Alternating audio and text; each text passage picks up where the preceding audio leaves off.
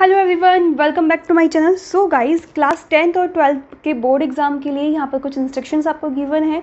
ठीक है, वो सभी पॉइंट्स आपको समझने हैं कि कौन सी वो मिस्टेक्स है जो आपको एग्जाम में नहीं करनी है, जिससे कि आपके मार्क्स कट हो जाते हैं। ठीक है, तो 10 मिस्टेक्स हम यहाँ पर 10 पॉइंट्स हम लोग डिस्कस करेंगे। देन फिर देखेंगे किस तरीके से आपको अपनी एग्जाम नोटबुक एग्जाम में लिखनी है।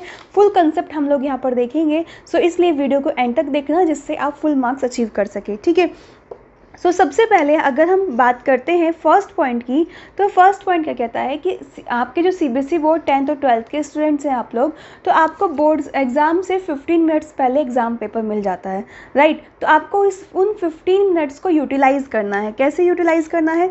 Read instruction properly. जो भी आपकी पेपर के एग्ज़ाम पेपर के ऊपर फर्स्ट पेज पे जो इंस्ट्रक्शंस लिखी होगी, उनको क्या करना है? आपको प्रॉपरली रीड करना है। ठीक है, तो फर्स्ट पॉइंट आ जाता है हमारा रीड इंस्ट्रक्शंस प्रॉपरली।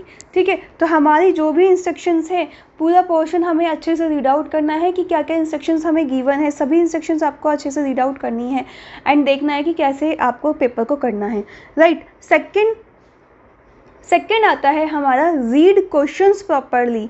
ठीक है, तो उसके बाद क्या करना है गाइज? आपको क्वेश्चंस को प्रॉपरली रीड आउट करना है। Read questions properly. अब क्या करना है, जैसे ही आप अपना पेपर इंस्ट्रक्शन रीड आउट कर लेंगे तो आपको मालूम हो जाएगा कि सेक्शन ए में आपको क्या गिवन है, सेक्शन ए में आपको क्या गिवन है, सेक्शन बी में आपको क्या गिवन है, राइट। सेक्शन ए में कितने क्वेश्चन करने हैं, सेक्शन बी में कितने क्वेश्चन करने हैं, कितने मार्क्स से करने हैं, वो सभी आपको मालूम हो जाएगा। उसके बाद आप सभी क्वेश्चंस को प्रॉपरली रीड आउट करेंगे। सभी क्वेश्चंस को प्रॉपरली रीड आउट करेंगे, क्योंकि कुछ स्टूडेंट्स क्या करते हैं, जल्दी जल्दी में क्वेश्चन पढ़ लेते हैं एंड देन उन्हें लगता है कि ये क्वेश्चन मुझसे आता है, और वो क्या होते हैं कि ओवर कॉन्फिडेंट हो जाते हैं। तो गाइज, अच्छे से आपको क्वेश्चन को रीड आउट करना है कि क्वेश्चन में क्या गिवन है आपको। ठीक है, तो ये है आपका सेकंड पॉइंट। थर्ड पॉइंट कहता है डोंट लूज़ कॉन्फिडेंस। आपको अपना जो कॉन्फिडेंस लेवल है वो लूज़ नहीं करना है। अब बहुत सारे स्टूडेंट जब पेपर को अच्छे से रीड आउट कर लेंगे, देन वो क्या होगा, उनका कुछ स्टूडेंट्स का कॉन्फिडेंस लूज़ हो जाता है कि यस, मुझको तो ये क्वेश्चन आता ही नहीं है। ठीक है, तो अब आप क्या करते हैं, जो पोर्शन आपसे आता है आप उसको फोकस ना करके जो आपसे नहीं आता उसके बारे में सोचने लग जाते हैं, जिससे कि मैक्सिमम स्टूडेंट्स का कॉन्फिडेंस लूज़ हो जाता है और वो एग्जाम में सही से प्रॉपर वे में नहीं लिख पाते, राइट। तो गाइज, आपको ये इस चीज़ को नहीं करना है। आपको अपना कॉन्फिडेंस लूज़ नहीं करना है। जो आपसे आता है पहले उसके बारे में सोचिए, उस पेपर को सॉल्व कीजिए, उस पोर्शन को सॉल्व कीजिए, देन जो आपका रह जाता है उसको आप लिखिए। ठीक है, तो उसके बारे में हम पूरा बात करेंगे। उसको आपको लूज़ नहीं करना है अपना कॉन्फिडेंस कि यस नहीं, हम बाद में कर लेंगे इस चीज़ को भी। अगर हम फोर्थ पॉइंट की बात करते हैं गाइज, तो फोर्थ पॉइंट हमारा क्या कहता है, यूज़ पेज मार्जिन।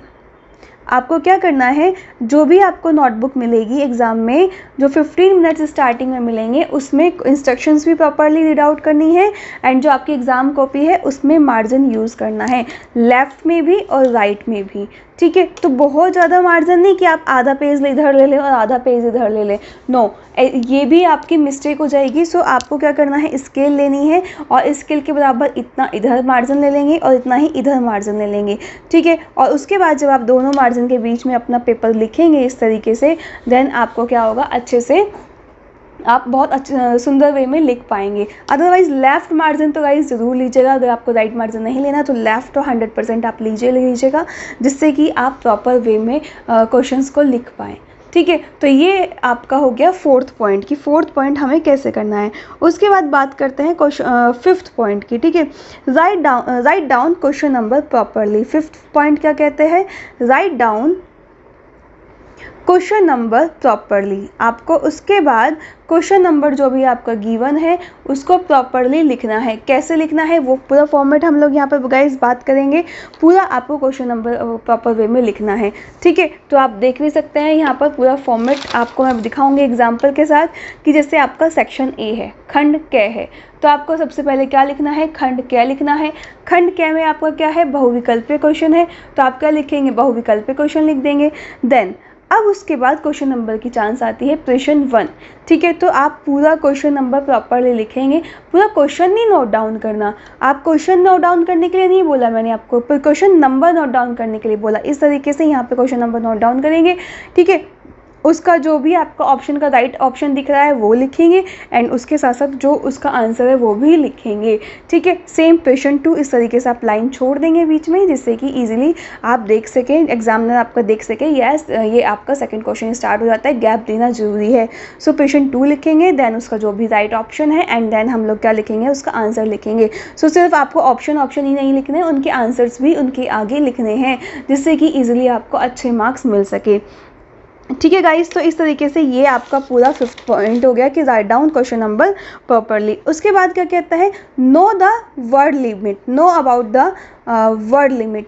आपके क्वेश्चन में क्या गिवन है गाइस, वर्ड लिमिट गिवन होती है। एवरी पेपर में आपको वर्ड लिमिट गिवन होगी कि आपको कितने कितने वर्ड्स का लिखना है। जैसे कि अगर हम बात करते हैं हमारे अति लघु क्वेश्चन की, जैसे खंड ख लिखेंगे ऊपर, अति लघु उत्तरीय प्रश्न लिखेंगे, देन आपने फिर लाइन छोड़ी, क्वेश्चन 1 लिखा, उसकी हेडिंग डाल दी, देन उसका आंसर लिखा। अब अति लघु क्वेश्चन में अगर आपसे कहा है कि 40 से 50 वर्ड्स का लिखें तो आपको 40 से 50 वर्ड्स का लिखना है। अगर आपसे कहा है 10 से 20 वर्ड्स का लिखें तो आपको 1 लाइन का लिखना है, 1 या 2 लाइन का। ठीक है, अगर आपसे कहा है 50 से 100 वर्ड्स का लिखें तो आप 50 से 100 वर्ड्स का लिखें। तो उस लाइन को अच्छे से ध्यान रखें, ना कि आपको जो क्वेश्चन अच्छे से आता है। कुछ स्टूडेंट्स क्या करते हैं, जो क्वेश्चन उन्हें अच्छे से आता है उसको तो लिख देंगे एक पेज भरकर, और जो क्वेश्चन उन्हें अच्छे से नहीं आता उसको लिख देंगे आधा पेज या 3-4 लाइन्स। जबकि वो 3-4 लाइन्स वाला क्वेश्चन अगर आपका ज़्यादा वर्ड्स का है तो आपको ज़्यादा वर्ड्स में लिखना है, एंड अगर आपका जो छोटे वाला क्वेश्चन है वो कम वर्ड्स का है तो कम वर्ड्स में ही आपको लिखना है। इस चीज़ का ध्यान रखना है। ठीक है, उसके बाद नेक्स्ट पॉइंट आता है अंडरलाइन मेन पॉइंट्स। उसके बाद क्या करना है, जो भी आपके मेन पॉइंट्स होंगे उनको आप अंडरलाइन जरूर करेंगे, अंडरलाइन मेन पॉइंट्स। ठीक है, तो ये हमारा आता है next 7 point, underline main points, जो आपके मेन पॉइंट्स होंगे। ठीक है, जैसे अगर हम यहाँ पर बात करते हैं कार्य तथा आजीविका में संबंध, तो आपने डेफिनेशन लिख दी उसकी। ठीक है, और क्वेश्चन नंबर 2 में हमने इसका महत्व लिखा, तो आप क्या कर सकते हैं, पॉइंट्स में भी लिख सकते हैं इनको, जो पॉइंट्स हैं उन्हें पॉइंट्स में भी लिख सकते हैं, या फिर जो आपकी मेन चीज़ें हैं उन्हें अंडरलाइन कर सकते हैं कि यस ये हमारी ये मेन चीज़ें एग्जाम्पल है तो हम इसको अंडरलाइन कर सकते हैं। ठीक है, तो इस तरीके से आप अंडरलाइन करना मत भूलिएगा, अंडरलाइन जरूर कीजिए, मेन हाईलाइट्स जरूर करना है आपको। ठीक है, उसके बाद आपका गाइस आता है use scale and pencils, use scale and pencils to draw line. अब बहुत सारे स्टूडेंट्स क्या करते हैं, कोई डायग्राम बनाते हैं या कोई टेबल बनाते हैं तो उसके लिए स्केल और पेंसिल का यूज़ नहीं करते, सिर्फ डाटा फिल कर देते हैं। जैसे उसकी भी अगर हम बात करते हैं तो ये आप यहाँ पर देखिए, ये आपको एक डाटा शो हो रहा है। तो गाइज़ यहाँ पर आपको क्या करना है, इस पूरे डाटा को सबसे पहले राउंड से क्या करना है, हम लोगों को स्केल और पेंसिल से ड्रॉ करना है, देन हम लिखेंगे।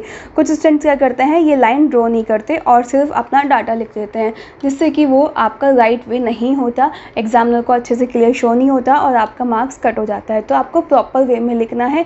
अंडर जो आपकी पेंसिल है, स्केल है, पेन है, उनको प्रॉपर वे में यूज़ करना है, डायग्राम बनाने के लिए भी एंड इस टाइप के टेबल्स को डाटा शो करने के लिए भी। ठीक है गाइज, तो ये है आपका नेक्स्ट पॉइंट। उसके बाद हम लोग आगे चलते हैं पॉइंट नंबर 9 पर। पॉइंट नंबर 9 क्या कहता है, don't do correction in starting, don't do correction in starting. ठीक है, आप जो भी क्वेश्चन स्टार्ट करें वो इस तरीके से स्टार्ट करें कि कोई भी उसमें मिस्टेक ना हो।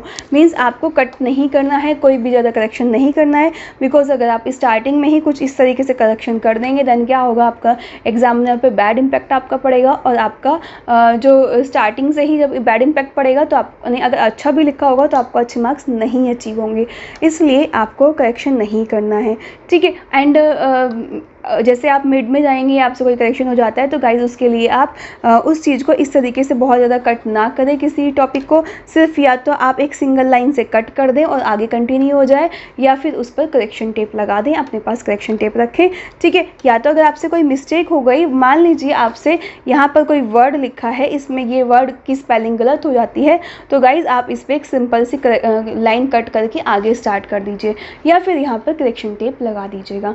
ठीक है, और उसके बाद आप लिख सकते हैं। तो 2 पॉइंट्स हैं इस तरीके से, लेकिन आपको नहीं करना है, ये आपका रॉन्ग वे हो जाएगा और आपके मार्क्स कट हो जाएंगे। ठीक है, now next point, next and last point and main point है गाइज ये आपका अटेम्प्ट फुल एग्जाम पेपर। ठीक है, attempt full exam paper means आपको अगर कोई क्वेश्चन नहीं आता है तो आपको वो पेपर का क्वेश्चन छोड़ना नहीं है, पूरा का पूरा पेपर अटेम्प्ट करना है। जो भी क्वेश्चंस आपको पार्ट्स में गिवन है कि पार्ट ए में अगर आपको 2 क्वेश्चन करने हैं, पार्ट 2 में आपको 3 क्वेश्चन करने हैं, पार्ट 3 में आपको 4 क्वेश्चन करने हैं 5 में से। तो गाइज 5 में से 4 की 4 क्वेश्चन करके आइएगा। अगर आपको 5 में से सिर्फ 3 क्वेश्चंस आते हैं तो आपको जो 4th क्वेश्चन है वो छोड़ना नहीं है। उन दोनों में से जो आपके बचे हुए दोनों क्वेश्चन हैं, मान लीजिए आपका 5 क्वेश्चन आ जाते हैं और आपको 3 क्वेश्चन आते हैं, 2 नहीं आते, तो आपको ये छोड़ना नहीं है, कोई भी एक क्वेश्चन दोनों में से करना है, ठीक है। तो आप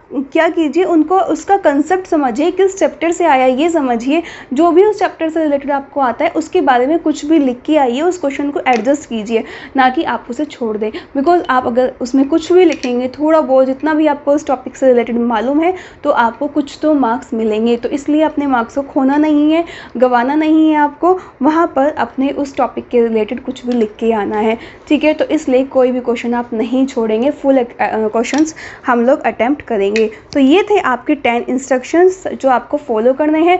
सबसे पहले इंस्ट्रक्शन प्रॉपर्ली रीड आउट करनी है, क्वेश्चंस रीड आउट करने हैं, कॉन्फिडेंस लूज़ नहीं करना है, मार्जिन लेना है, देन क्वेश्चंस प्रॉपर्ली लिखना है, वर्ड लिमिट जानना है, आपको अंडरलाइन करना है मेन पॉइंट्स का, स्केल एंड पेंसिल यूज़ करनी है, करेक्शन नहीं करना और फुल एग्ज़ाम पेपर आपको अटैम्प्ट करना है। अब आप देख लीजिए एग्ज़ाम का पैटर्न, जैसे अगर हमारे MCQs क्वेश्चन है तो इस पैटर्न में लिखेंगे, ऊपर शो करेंगे सेक्शन ए खंड ख अति लघु क्वेश्चन, इस टाइप से पोजीशन हेडिंग, और फिर आप क्वेश्चन के बीच में भी 2 लाइन का गैप दे दीजिएगा पोजीशन 2, जिससे कि एग्जामिनर इजीली आइडेंटिफाई कर सके, ठीक है। एंड गाइस एक मोस्ट इंपॉर्टेंट थिंग, जैसे आपका सेक्शन है, आपका 3rd सेक्शन है खंड ग, तो उसमें लघु से क्वेश्चन है आपके, थोड़ा बड़े क्वेश्चन से, तो यहाँ पर पोजीशन 1 लिखा, उसकी डेफिनेशन लिखी।